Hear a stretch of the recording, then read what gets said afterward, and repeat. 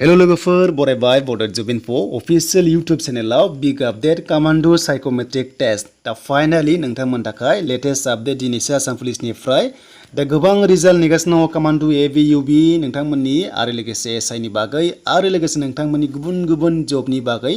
दा फाइनली आसाम पुलिसनिफ्राय मोनसे good news बेनो जाबाय अफिशियल नोटिस कमांडो साइकोमेट्रिक टेस्टनि थाखाय दा बे नोटिसा मानि थाखाय फैदों आरो सोरनि जों बेखौ गासैखौबो नायगोन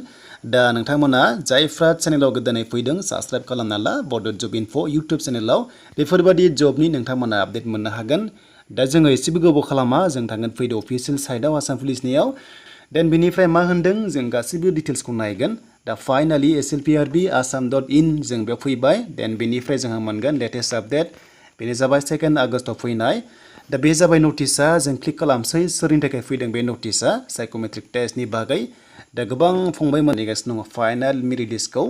दा बे जाबाय जायफ्रानिकि एसआई आव फिजिकल पास जाबाय स नोंथांमोनखौ लेंहरसिगोन बेनो जाबाय साइकोमेट्रिक टेस्ट लानाय जासिगोन दा बे जागायगोन बे जाबाय नोंथांमोननि साइको टेस्टआ जागायसिगोन 8 आगस्टनिफ्राय स नोंथांमोना रेडि जादो साइकोमेट्रिक टेस्टआव माबादि सोंनाय जायो जास्ट कमन कुइसन सोंनाय जागोन जेबो गोरा नङा स नोंथांमोननि साख्रिया जानाय लामायाव थांगासिनो दङ जायफ्रा साइकोमेट्रिक टेस्ट पास जासिगोन स बिनिफ्राय नोंथांमोना एडमिट माब्लानिफ्राय डाउनलड खालामनो हागोन स नोंथांमोना एडमिट डाउनलड खालामनो हासिगोन दा बावैनो दा नोंथांमोना एडमिटखौ 3 आगस्ट जानाय लोगो लोगोनो एडमिट नोंथांमोना डाउनलड खालामनो हासिगोन लगिन खालामनानै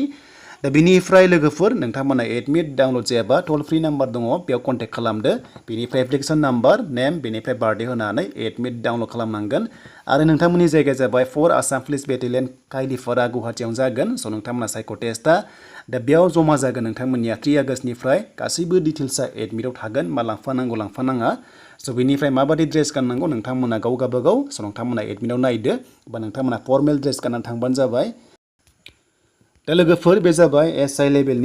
लेभेलनि एबी अके बे जाबाय सब इन्सपेक्टर कमांडोनि बेनिफ्राय नोंथांमोननि कमांडो बेटेलियन एबीआ नोंथांमोननिया जितु कनस्टेबल कमांडो दा नोंथांमोननिया फाइनल रिजाल्ट ओंखारनांसिगौ दा नायदो नै पजिटिभ आपडेटआ बेनो जे एसआई निखौ होग्रोबावबाय स बिनिफ्राय नोंथांमोननिया कनस्टेबल एबा एबी बेटेलियना नोंथांमोना थाबैनो फैथारसिगोन फाइनल लिस्टआ जास्ट आपलड जानाय लोगो लोगोनो नोंथांमोनाहाय साफा कमांडो जासिगोन आं आसा खालामो 15 आगस्टनि सिगां नोंथांमोना साख्रि मोनगोन मोनसे नङा मोनसे रिजाल्ट मोनगोन दा नेथ'दो दा लोगोफोरनै जेरैहाय एसआईना फैबाय थिग बेबादिनो नोंथांमोननि कनस्टेबलानो जा बा एबीयूबीआनो जा स नोंथांमोननि माबा मोनसे आपडेट फैगोन स नोंथांमोना फोथायना लाखिबानो जाबाय आरो लोगोफोर भिडिअ नायनानै मोजां मोनदोंबा लाइक कमेन्ट शेयार आरो नोंथाङा चेनेलाव गोदानै फैदोंबा साबस्क्राइब खालामना ला बेफोरबादि इनफर्मेटिभ नोंथांमोना भिडिअ मोननो हागोन बड जब इनफो अफिशियल यूट्यूब चेनेलाव